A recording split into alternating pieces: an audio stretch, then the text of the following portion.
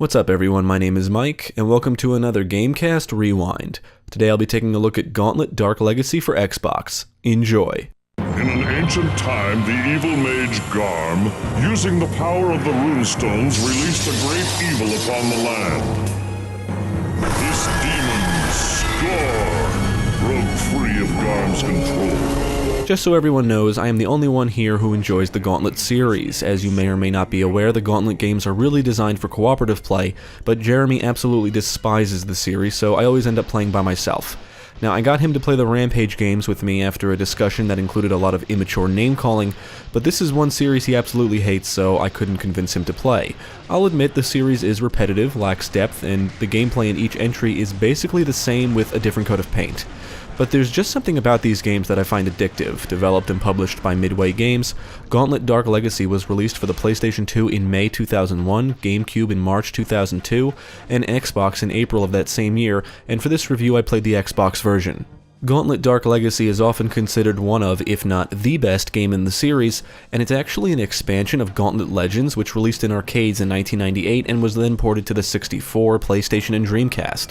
Dark Legacy includes new characters, levels, and slightly different gameplay mechanics, but you may be wondering if these new additions and changes are enough to warrant revisiting the aging title. Well, let's take a look.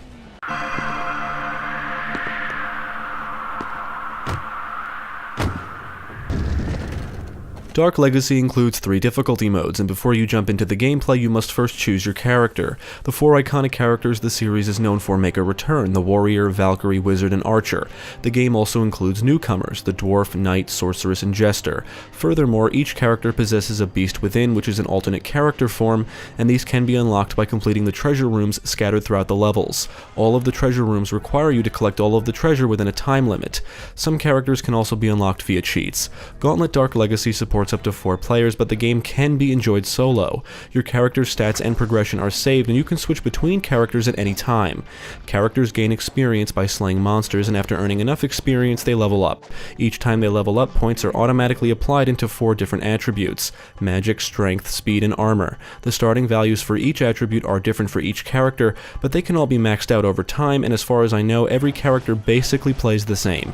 However, each character does have special magic abilities that are unique, and these abilities are activated upon reaching levels 25 and 50. For example, when the Wizard reaches level 25, his magic potions will cleanse poisoned fruit. When the Archer reaches level 25, she can use magic potions to reveal secret areas, and things like that.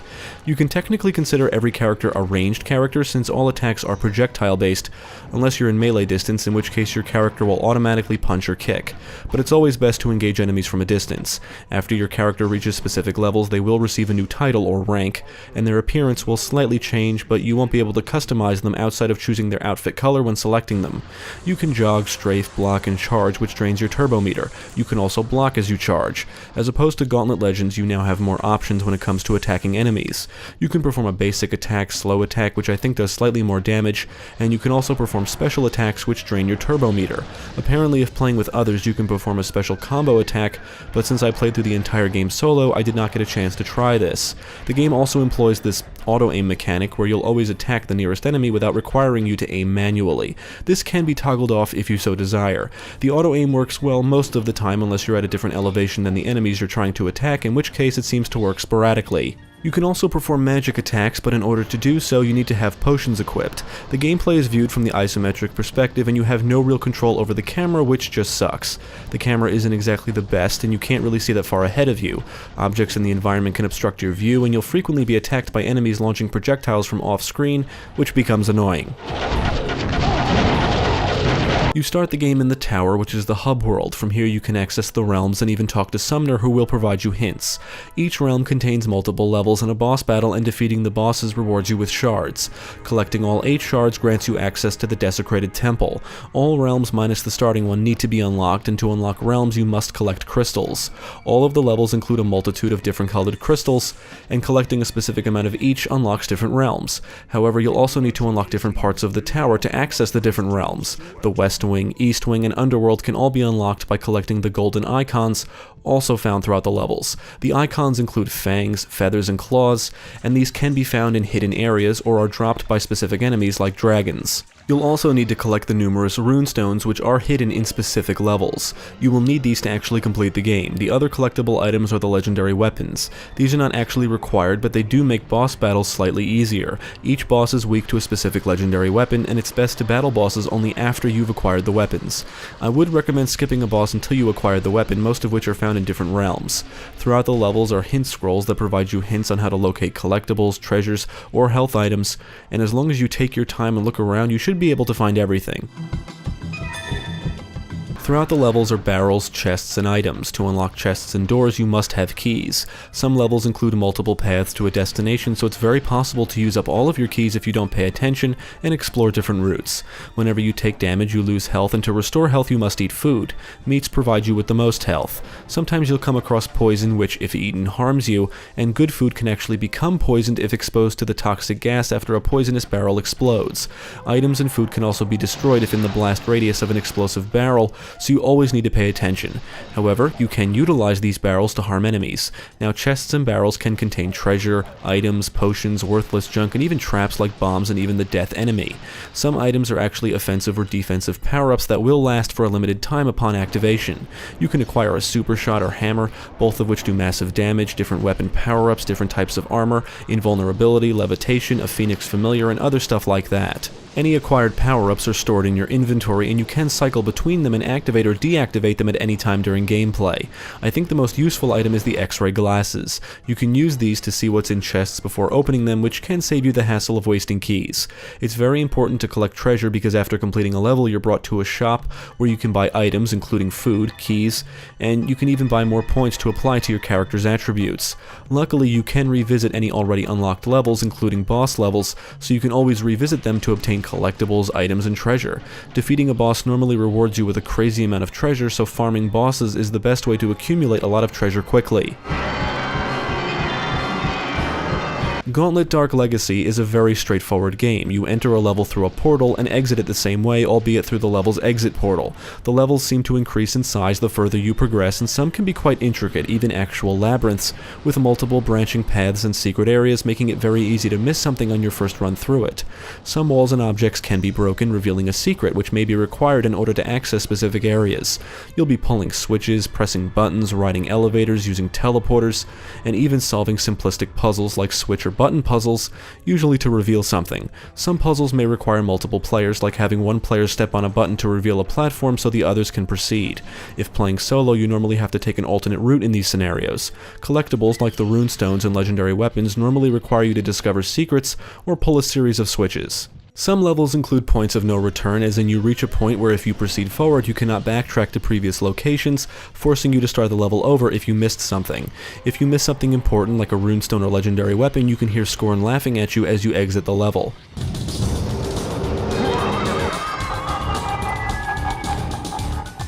Most of the levels and realms in Gauntlet Legends are present here, but have been changed in significant ways.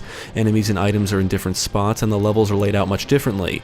All of the levels are fairly linear, and it's basically impossible to get lost. You may have to backtrack every now and then, but you shouldn't have an issue figuring out where to go.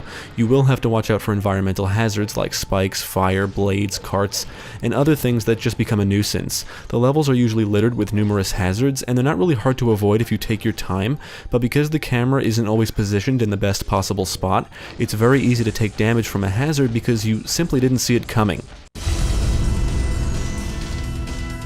Gauntlet games are known for throwing numerous amounts of enemies at you at once, and Dark Legacy is no exception. You'll always be outnumbered.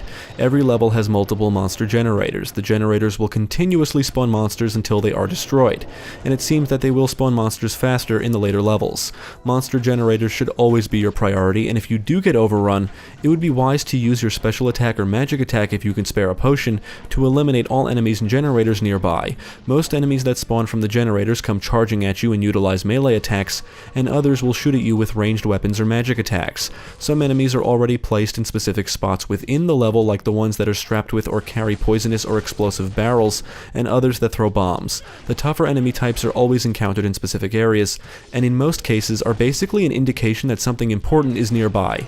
Generals are large damage sponges that usually come running straight for you upon detection and will rapidly slash you to death with their melee weapon, but they usually drop decent items upon getting killed.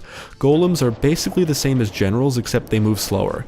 Death is probably the most dangerous enemy in the game because he can't be killed by normal attacks, only magic. Death can also cause you to drop a level, so always be alert and always have a magic potion on hand. Most levels seem to include dragons, which are these large damage sponges that can breathe fire, lightning, even acid. They can also fire projectiles, and their attacks can knock you down, which becomes annoying, especially when they're able to attack you from off-screen. Because they drop golden icons, it is best to kill them when encountered. The very nature of the Gauntlet gameplay has you fending off hordes of enemies, and the enemies themselves are not very bright. They don't employ any form of intelligence, and can often be exploited, which is actually a good thing. For example, if you encounter a general, you can run away, causing him to chase you, and because the enemy pathfinding is so piss poor, you can cause them to get stuck behind obstacles, allowing you to pummel them with attacks from a distance. You can even attack enemies from behind doors if you're at the right angle. The actual bosses in the game are large and can take a good beating before going down. Having the legendary weapons will either decrease their attack damage for a brief time or drain a portion of their health right at the start of the battle. But just like every other enemy in the game, they don't really require any specific strategy to defeat. Just avoid their attacks and repeatedly attack them until they die. If you feel like the difficulty is spiking, that may be because you're under-leveled for the specific level, realm, or boss. If you've played any other game in this series, you should be no stranger to farming for experience and just grinding through levels over and over, whether it be to acquire items or just to level up. I'm quite certain the story is exactly the same as it was in Gauntlet Legends. The story goes that an evil mage named Garm used the power of the runestones to release evil on the land. This evil being Scorn, a demon who broke free of Garm's control and then imprisoned his soul in the underworld. Scorn then proceeds to release his minions upon the land and scatters the runestones across 8 different realms so they cannot be used against him. A king named Sumner presides in his tower and overlooks the realms, and this is important because the tower is actually the hub world where you can access the realms. It should also be noted that Garm is Sumner's younger brother. If you're really into the story, the manual for the game goes into further detail about the plot and backstory. It's your job to beat all of the levels, collect everything, and defeat Scorn. The little voice acting that is in the game is generic, but also expected if you've played Gauntlet Legends. Gauntlet Dark Legacy looks like shit. It looks like Gauntlet Legends with very little improvements. I do feel like the visual presentation has a charm to it, but I'm not going to say it looks particularly good because it doesn't. The resolution was increased. I think there's some new graphical effects here and there, but I wouldn't be surprised if an outsider was to think this released a generation earlier at first glance. Character models are blocky and textures are blurry, but on a positive note, the game is filled with plenty of color. Each realm also has its own theme going on, which keeps the visual presentation from becoming repetitive. Now, the sound effects are okay and get the job done, but the music is one of the best aspects of the game.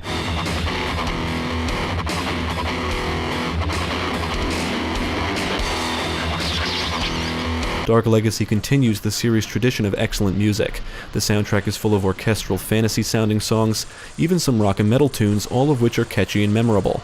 Some of the music from Gauntlet Legends is present here, albeit remixed, and there's also new songs to accompany the new levels.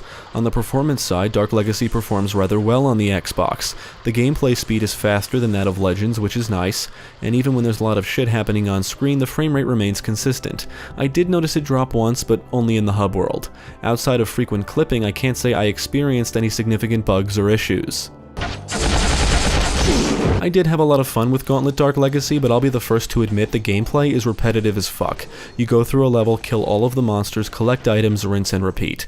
Most of the time, all you need to do is move and press the attack button. Calling this an RPG is a stretch, because you have very little control over character development, and all characters end up feeling the same after a while, but it does have RPG elements. I think this game and others in the series are best enjoyed with friends, but you can still have a great time solo if you can get past its repetitive nature. Despite the game's issues, I really do love it. There's just something about it. It may not require a lot of thinking, but if it hooks you in, you can find yourself playing for hours, which is what always happens to me. The gameplay can become addictive. I would say that any replay value comes from the multiple difficulty modes, as well as leveling up and maxing out the multiple characters, and I can tell you now that will be a grind. But there is a sense of satisfaction in slaying hordes of enemies, collecting everything, and unlocking the numerous characters. Gauntlet Dark Legacy is an arcade game at heart, and its simplistic nature makes it accessible to everyone. However, it doesn't offer much in terms of depth, and the repetitive gameplay may turn many people off, or cause you to get bored after only a short while. Once you've seen the first realm, you've basically seen it all. Dark Legacy is an expanded version of Gauntlet Legends, and I would say it is the best out of the two. It's just a bigger and better version of Legends. Outside of nostalgia, I'm not sure why anyone would choose Legends over Dark Legacy. However, if you've played Legends before, I can't say Dark Legacy really changes enough to warrant jumping back in unless you're a fan of the series or Legends in particular. It's literally more of the same.